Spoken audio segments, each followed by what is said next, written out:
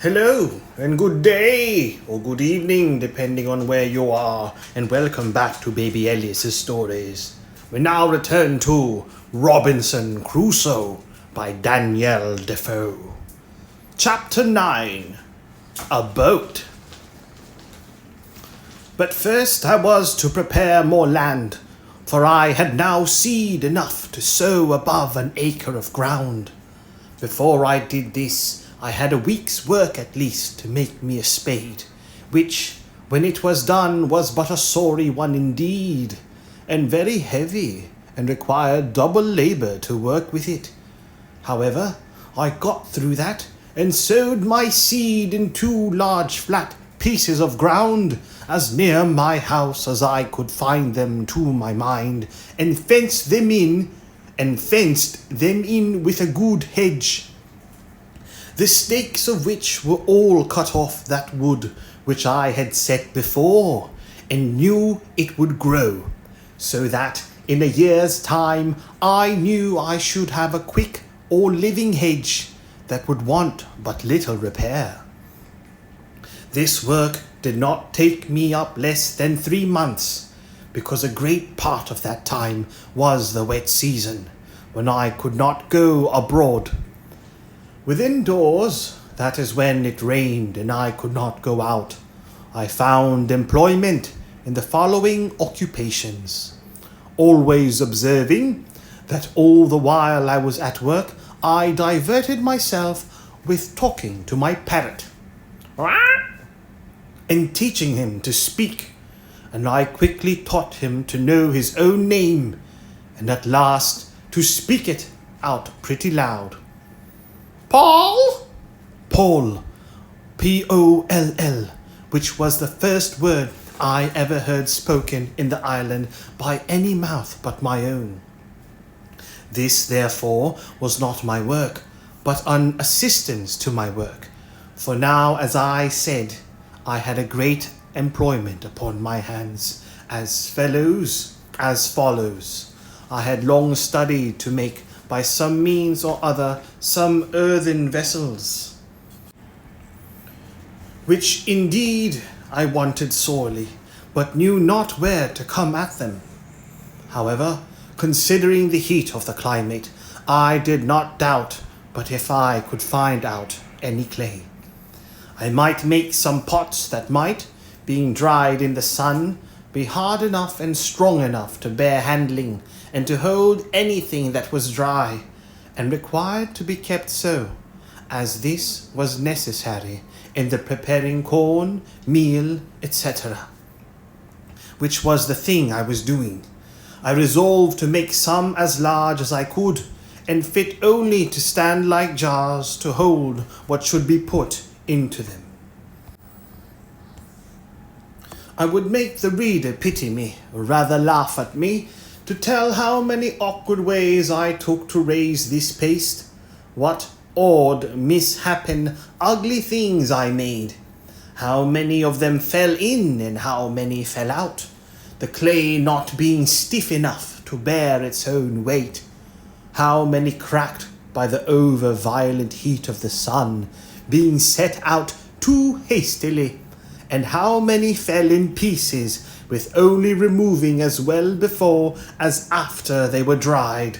and, in a word, how, after having laboured hard to find the clay, to dig it, to temper it, to bring it home, and work it, to make, I could not make above 2 large earthen ugly things,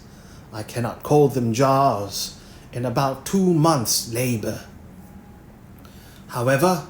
as the sun baked these 2 very dry and hard, I lifted them very gently up, and set them down again in 2 great wicker baskets, which I had made on purpose for them,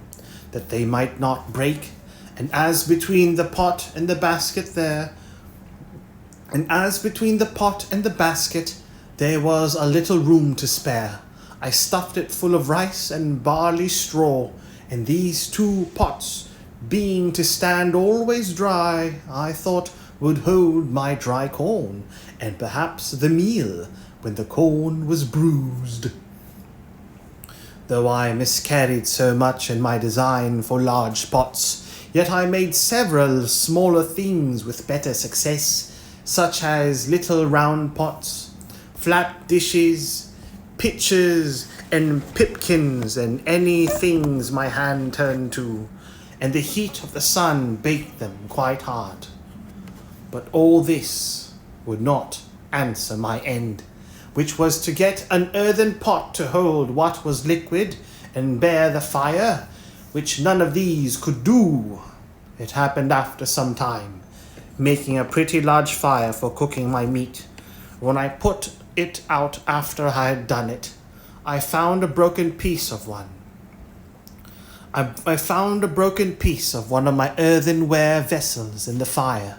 burnt as hard as stone and red as a tile. I was agreeably surprised to see it, and said to myself that certainly they might be made to burn whole if they would burn broken. This set me to study how to order my fire,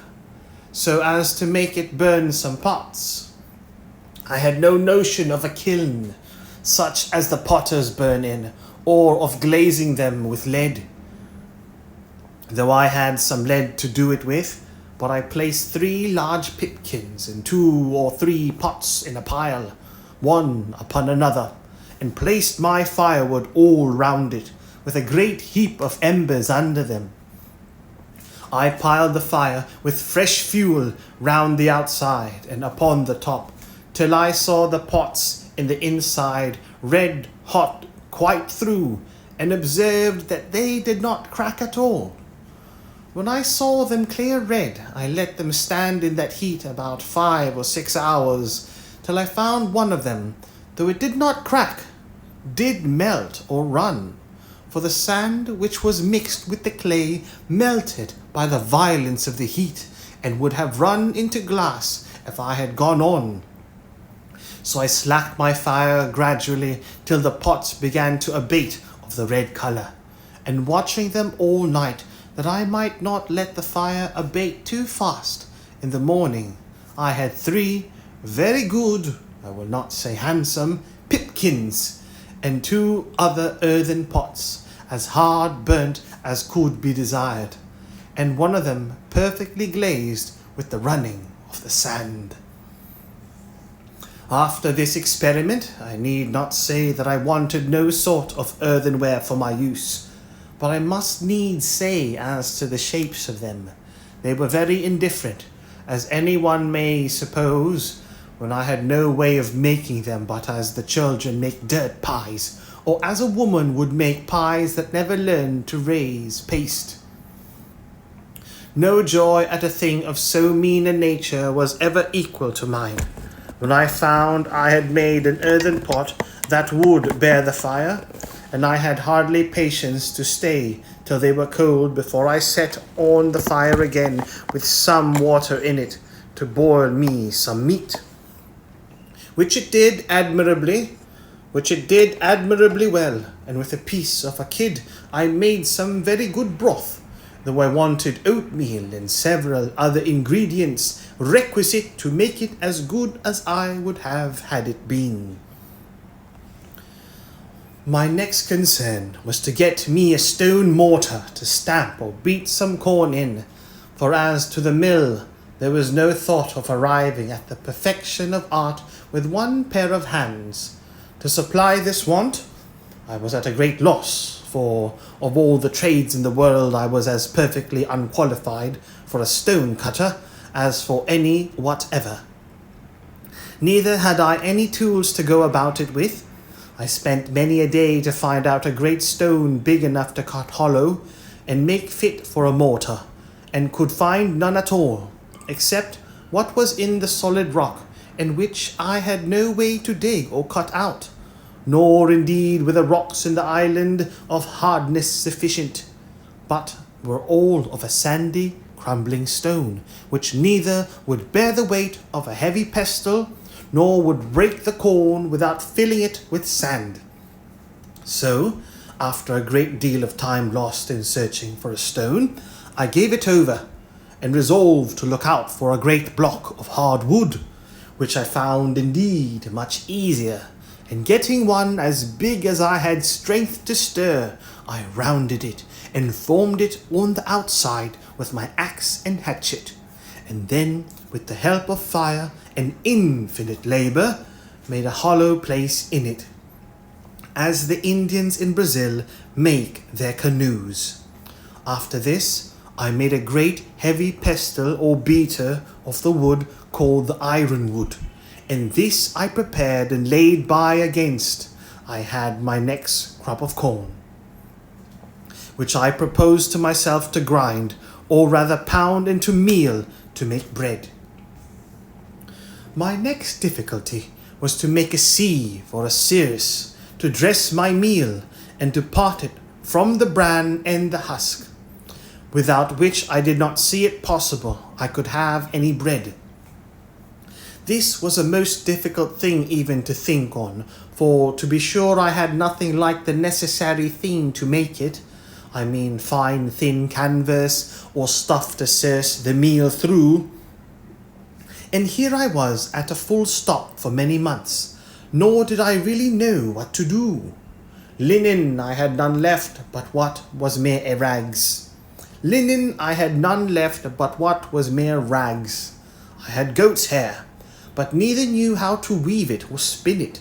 and had I known how, here were no tools to work it with.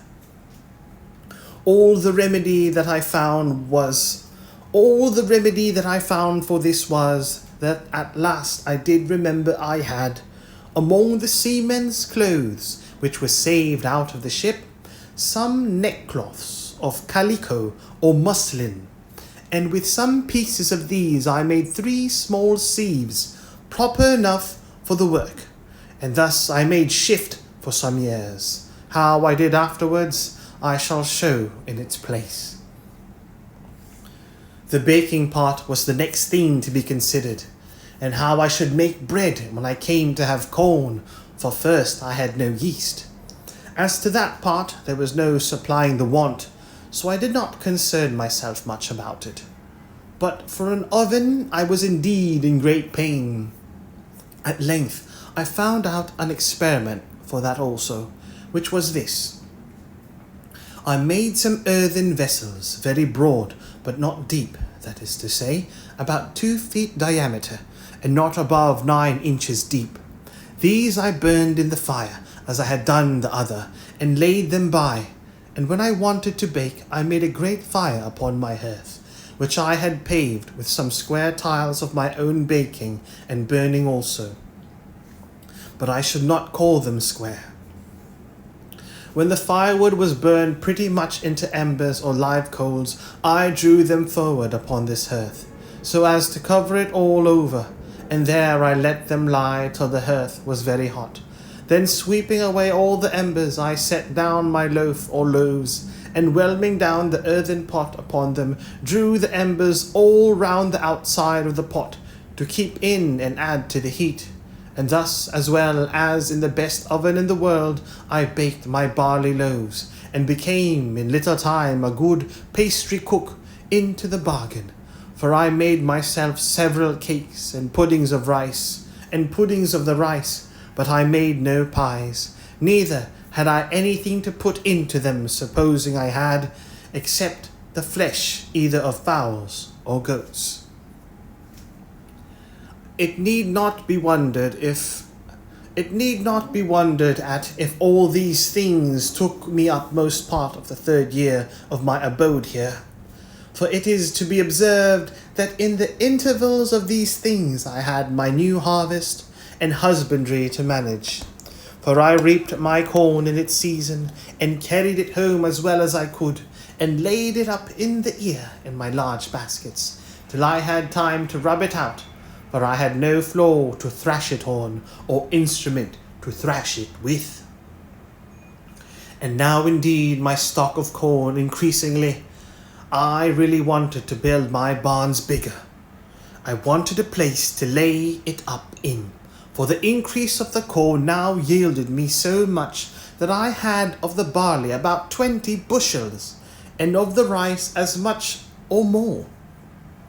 insomuch that now I resolved to begin to use it freely, for my bread had been quite gone a great while. Also, I resolved to see what quantity would be sufficient for me a whole year, and to sow but once a year. Upon the whole, I found that the 40 bushels of barley and rice were much more than I could consume in a year, so I resolved to sow just the same quantity every year that I sowed the last, in hopes that such a quantity would fully provide me with bread, etc. All the while these things were doing, you may be sure my thoughts ran many times upon the prospect of land which I had seen from the other side of the island, and I was not without secret wishes that I were on shore there, fancying that, seeing the mainland and uninhabited country, I might find some way or other to convey myself further, and perhaps at last find some means of escape. But all this while I made no allowance for the dangers of such an undertaking, and how I might fall into the hands of savages, and perhaps such as I might have reason to think far worse than the lions and tigers of Africa, that if I once came in their power, I should run a hazard of more than 1,000 to 1 of being killed, and perhaps of being eaten, for I had heard that the people of the Caribbean coast were cannibals or man-eaters, and I knew by the latitude that I could not be far from that shore. Then, supposing they were not cannibals, yet they might kill me, as many Europeans who had fallen into their hands had been served, even when they had been 10 or 20 together. Much more I, that was but one, and could make little or no defence. All these things I say, which I ought to have considered well, and did come into my thoughts afterwards, yet gave me no apprehensions at first, and my head ran mightily upon the thought of getting over to the shore. Now I wished for my boy Shuri, and the long boat with shoulder of mutton sail, with which I sailed above 1,000 miles on the coast of Africa. But this was in vain, and I thought I would go and look at our ship's boat, which, as I have said, was blown up upon the shore a great way in the storm when we were first cast away. She lay almost where she did at first, but not quite, and was turned by the force of the waves and the winds, almost bottom upward against the high ridge of beachy, rough sand, but no water about her. If I had had hands to have refitted her, and to have launched her into the water, the boat would have done well enough, and I might have gone back into the Brazils with her easily enough. But I might have foreseen that I could no more turn her and set her upright upon her bottom than I could remove the island. However, I went to the woods and cut levers and rollers and brought them to the boat, resolving to try what I could do, suggesting to myself that if I could but turn her down, I might repair the damage she had received, and she would be a very good boat, and I might go to sea in her very easily. I spared no pains indeed in this piece of fruitless toil, and spent, I think, 3 or 4 weeks about it. At last, finding it impossible to heave it up with my little strength, I fell to digging away the sand to undermine it, and so to make it fall down, setting pieces of wood to thrust and guide it right in the fall. But when I had done this, I was unable to stir it up again, or to get under it, much less to move it forward towards the water. So I was forced to give it over. And yet, though I gave over the hopes of the boat, my desire to venture over for the main increased rather than decreased, as the means for it seemed impossible. This at length put me upon thinking whether it was not possible to make myself a canoe or periagua, Periagua,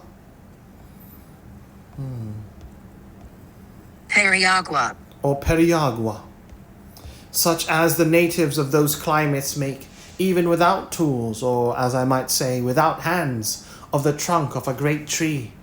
This I not only thought possible, but easy, and pleased myself extremely with the thoughts of making it, and with my having much more convenience for it than any of the Negroes or Indians, but not at all considering the particular inconveniences which I lay under more than the Indians did, namely, want of hands to move it when it was made into the water, a difficulty much harder for me to surmount than all the consequences of want of tools could be to them. For what was it to me, if when I had chosen a vast tree in the woods, and with much trouble cut it down, if I had been able with my tools to hew and dub the outside into the proper shape of a boat, and burn or cut out the inside to make it hollow, so as to make a boat of it? If, after all this, I must leave it just there where I found it, and not be able to launch it into the water. One would have thought I could not have had the least reflection upon my mind of my circumstances while I was making this boat, but I should have immediately thought how I should get it into the sea. But my thoughts were so intent upon my voyage over the sea in it, that I never once considered how I should get it off the land, and it was really, in its own nature, more easy for me to guide it over 40 miles of sea than about 45 fathoms of land where it lay, to set it afloat in the water. I went to work upon this boat, the most like a fool that every man did who had any of his senses awake. I pleased myself with the design, without determining whether I was ever able to undertake it. Not but with that difficulty of launching my boat came often into my head. But I put a stop to my inquiries into it by this foolish answer which I gave myself: "Let me first make it. I warrant I will find some way or other to get it along when it is done."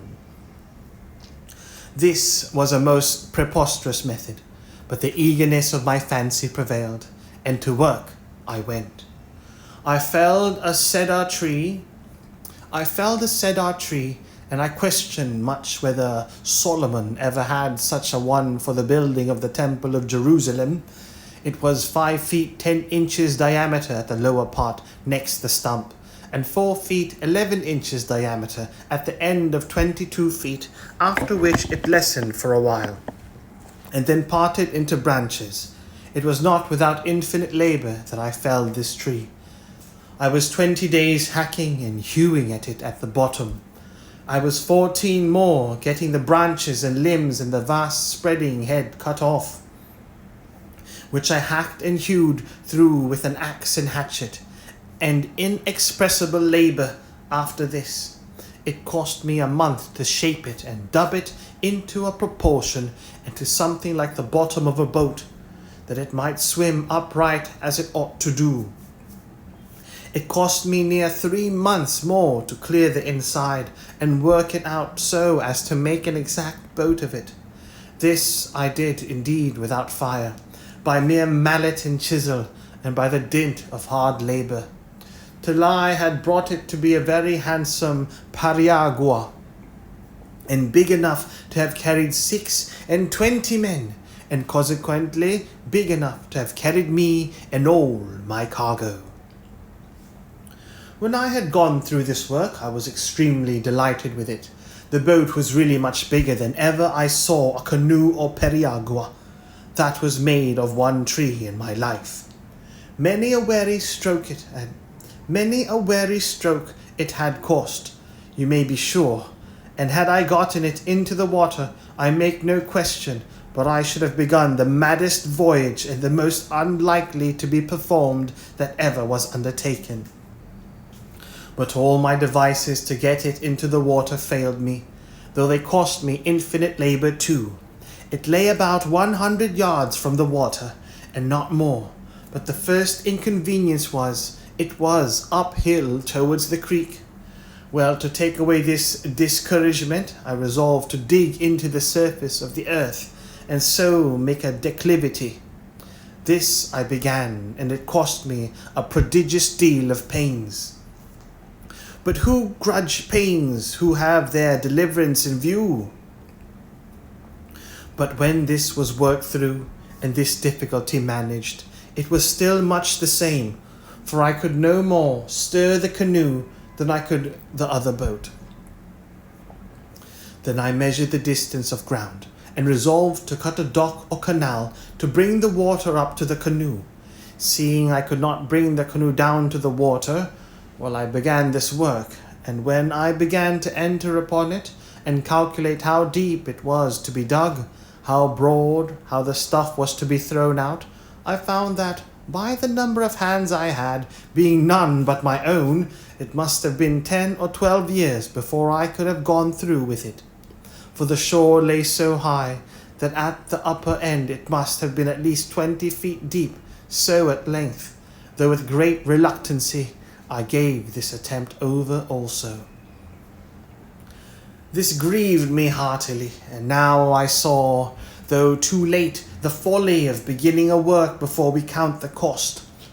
and before we judge rightly of our own strength to go through with it. In the middle of this work, I finished my 4th year in this place, and kept my anniversary with the same devotion and with as much comfort as ever before. For by a constant study and serious application to the Word of God, and by the assistance of His grace, I gained a different knowledge from what I had before. I entertained different notions of things. I looked now upon the world as a thing remote, which I had nothing to do with, no expectations from, and indeed no desires about. In a word, I had nothing indeed to do with it, nor was ever likely to have. So I thought it looked, as we may perhaps look upon it hereafter, namely as a place I had lived in, but was come out of it, and well might I say, as Father Abraham to Dives, between me and thee is a great gulf fixed. In the first place, I was removed from all the wickedness of the world here. I had neither the lusts of flesh, the lusts of the eye, nor the pride of life. I had nothing to covet, for I had all that I was now capable of enjoying. I was lord of the whole manor, or if I pleased, I might call myself king or emperor over the whole country which I had possession of. There were no rivals. I had no competitor. None to dispute sovereignty or command with me. I might have raised ship loadings of corn, but I had no use for it, so I let as little grow as I thought enough for my occasion. I had tortoise or turtle enough, but now and then one was as much as I could put to any use. I had timber enough to have built a fleet of ships, and I had grapes enough to have made wine, or to have cured into raisins, to have loaded that fleet when it had been built. But all I could make use of was all that was valuable. I had enough to eat and supply my wants, and what was all the rest to me? If I killed more flesh than I could eat, the dog must eat it, or vermin. If I sowed more corn than I could eat, it must be spoiled. The trees that I cut down were lying to rot on the ground. I could make no more use of them but for fuel, and that I had no occasion for but to dress my food. In a word, the nature and experience of things dictated to me upon just reflection that all the good things of this world are no further good to us than they are for our use, and that whatever we may heap up to give others, we enjoy just as much as we can use and no more. The most covetous, gripping miser in the world would have been cured of the vice of covetousness if he had been in my case, for I possessed infinitely more than I knew what to do with. I had no room for desire, except it was of things which I had not, and they were but trifles, though indeed of great use to me. I had, as I hinted before, a parcel of money, as well gold as silver, about 36 pounds sterling. Alas, there the sorry, useless stuff lay.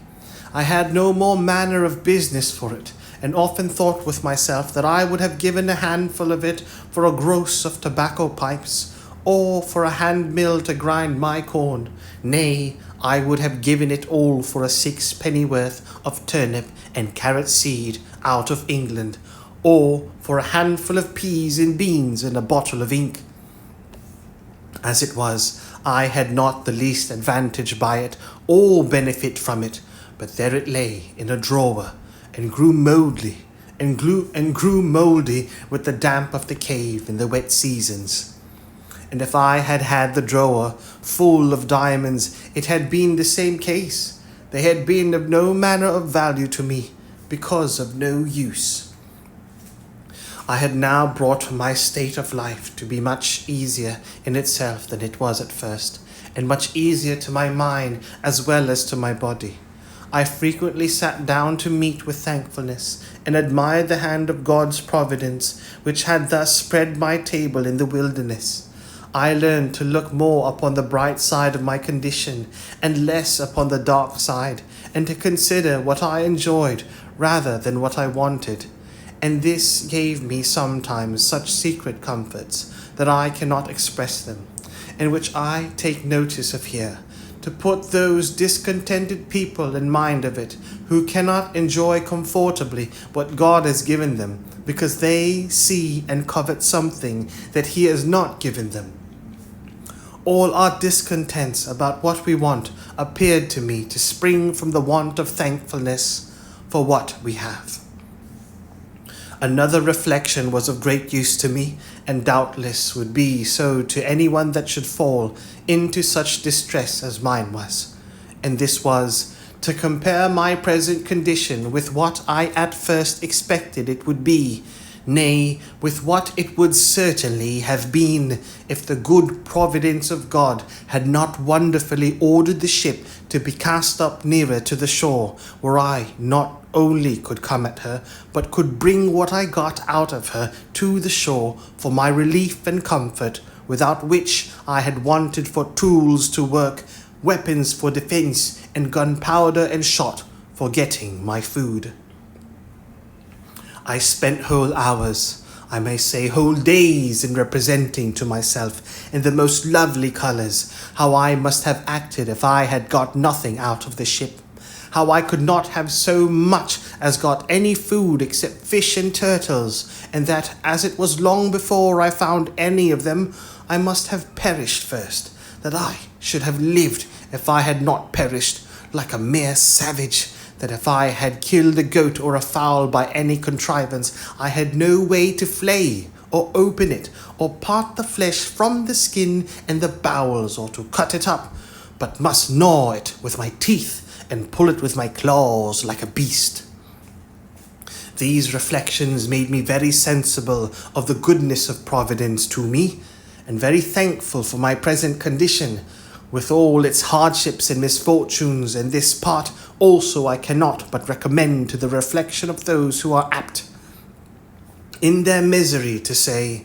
"Is any affliction like mine?" Let them consider how much worse the cases of some people are, and their case might have been if Providence had thought fit. I had another reflection, which assisted me also to comfort my mind with hopes, and this was comparing my present situation with what I had deserved, and had therefore reason to expect from the hand of Providence. I had lived a dreadful life, perfectly destitute of the knowledge and fear of God. I had been well instructed by father and mother, neither had they been wanting to me in their early endeavours to infuse a religious awe of God into my mind, a sense of duty, and what the nature and end of my being required of me. But alas, falling early into the seafaring life, which of all lives is the most destitute of the fear of God, though his terrors are always before them. I say, falling early into the seafaring life and into seafaring company, all that little sense of religion which I had entertained was laughed out of me by my messmates, by a hardened despising of dangers, and the views of death which grew habitual to me by my long absence from all manner of opportunities to converse with anything but what was like myself, or to hear anything that was good or tended towards it. So void was I of everything that was good, or the least sense of what I was, or was to be, that in the greatest deliverances I enjoyed, such as my escape from Sallee, my being taken up by the Portuguese master of the ship, my being planted so well in the Brazils, my receiving the cargo from England, and the like, I never had once the words, "Thank God," so much as on my mind or in my mouth, nor in the greatest distress had I so much as a thought to pray to him, or so much as to say, "Lord, have mercy upon me." No, nor to mention the name of God, unless it was to swear by and blaspheme it. I had terrible reflections upon my mind for many months, as I have always observed, on account of my wicked and hardened life past. And when I looked about me and considered what particular providences had attended me since my coming into this place, and how God had dealt bountifully with me, had not only punished me less than my iniquity had deserved, but had so plentifully provided for me, this gave me great hopes that my repentance was accepted, and that God had yet mercy in store for me. With these reflections I worked my mind up, not only to a resignation to the will of God in the present disposition of my circumstances, but even to a sincere thankfulness for my condition, and that I, who was yet a living man, ought not to complain, seeing I had not the due punishment of my sins, that I enjoyed so many mercies which I had no reason to have expected in that place, that I thought never more to repine at my condition, but to rejoice and to give daily thanks for that daily bread, which nothing but a crowd of wonders could have brought, that I thought that I ought to consider I had been fed even by a miracle, even as great as that of feeding Elijah by ravens, nay, by a long series of miracles, and that I could hardly have named a place in that uninhabitable part of the world where I could have been cast more to my advantage. A place where, as I had no society, which was my affliction on one hand, so I found no ravenous beasts, no furious wolves or tigers to threaten my life, no venomous creatures or poisons which I might feed on to my hurt, no savages to murder and devour me. In a word, as my life was a life of sorrow one way, so it was a life of mercy another. And I wanted nothing to make it a life of comfort, but to be able to make my sense of God's goodness to me, and care over me in this condition, be my daily consolation. And after I did make a just improvement on these things, I went away and was no more sad. I had now been here so long that many things which I had brought on shore for my help were either quite gone or very much wasted and near spent. My ink, as I observed, had been gone some time, all but a very little, which I eked out with water, a little, till it was so pale it scarce left any appearance of black upon the paper. As long as it lasted, I made use of it to minute down the days of the month on which any remarkable thing happened to me. And first, by casting up times past, I remembered that there was a strange concurrence of days in the various providences which befell me, and which, if I had been superstitiously inclined to observe days as fatal or fortunate, I might have had reason to have looked upon with a great deal of curiosity. First, I had observed that the same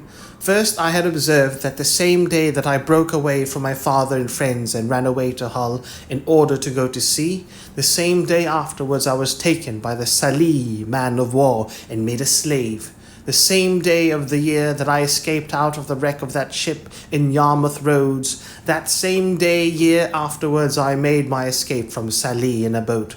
The same day of the year I was born, namely the 30th of September, that same day I had my life so miraculously saved 26 years after, when I was cast on shore in this island, so that my wicked life and my solitary life began both on a day.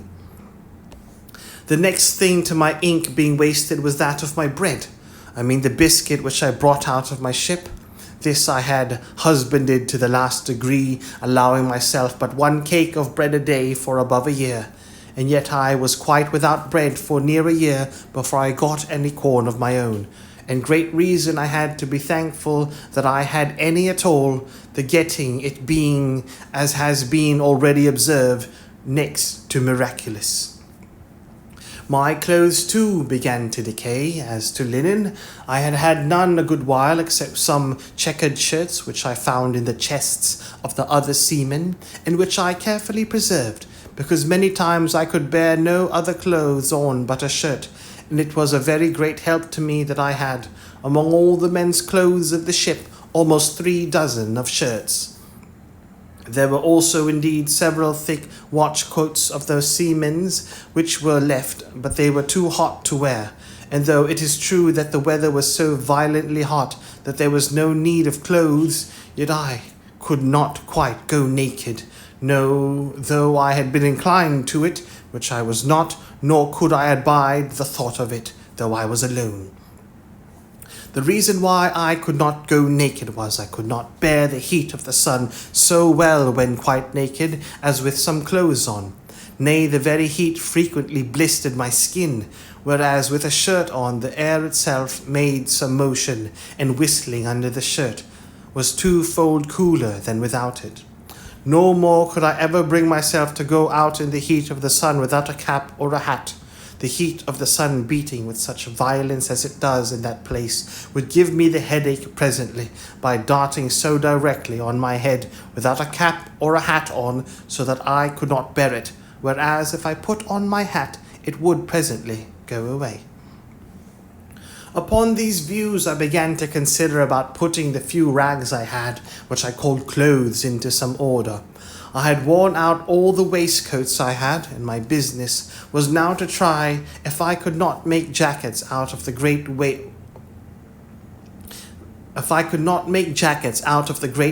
coats which I had by me, and with such other materials as I had. So I set to work, tailoring, or rather indeed botching, for I made most piteous work of it. However, I made shift to make 2 or 3 new waistcoats, which I hoped would serve me a great while. As for breeches or drawers, I made but a very sorry shift indeed till afterwards. I have mentioned that I saved the skins of all the creatures that I killed, 4-footed ones, and I had them hung up, stretched out with sticks in the sun, by which means some of them were so dry and hard that they were fit for little, but others were very useful. The first thing I made of these was a great cap for my head, with the hair on the outside to shoot off the rain, and this I performed so well that after I made me a suit of clothes wholly of these skins. That is to say, a waistcoat and breeches upon at the knees, and both loose, for they were rather wanting to keep me cool than to keep me warm. I must not omit to acknowledge that they were wretchedly made, for if I was a bad carpenter, I was a worse tailor.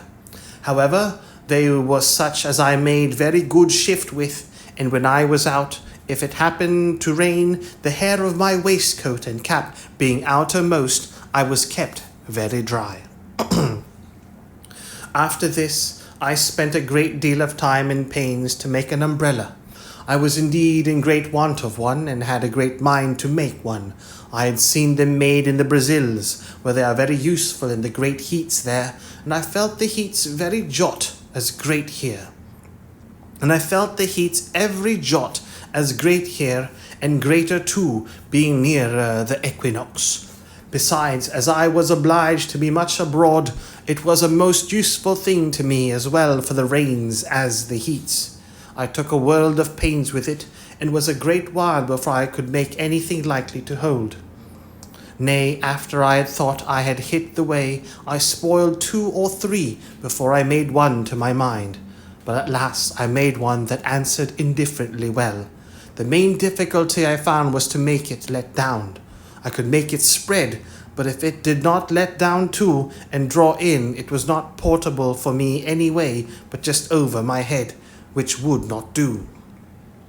However, at last, as I said, I made one to answer, and covered it with skins, the hair upwards, so that it casts off the rain like a penthouse, and kept off the sun so effectually that I could walk out in the hottest of the weather with greater advantage than I could before in the coolest, and when I had no need of it, could close it and carry it under my arm. Thus I lived mighty comfortably, my mind being entirely composed by resigning myself to the will of God, and throwing myself wholly upon the disposal of his providence. This made my life better than sociable, for when I began to regret the want of conversation, I would ask myself, whether thus conversing mutually with my own thoughts, and, as I hope I may say, with even God himself by ejaculations, was not better than the utmost enjoyment of human society in the world.